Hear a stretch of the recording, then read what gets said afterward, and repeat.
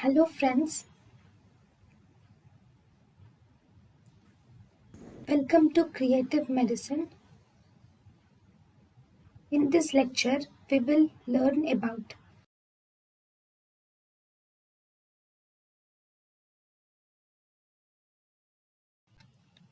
Then, a patient has been prescribed drug A by a doctor for treating hypertension.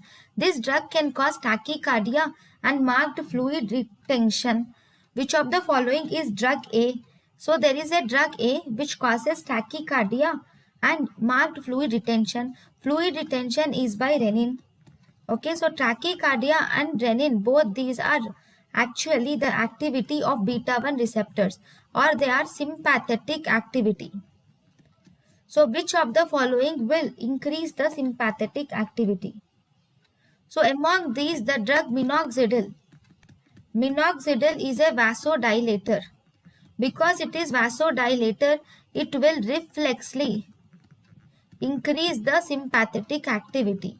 So this will, by reflexly increasing the sympathetic activity, it will cause tachycardia and marked fluid retention. So minoxidil is the correct answer.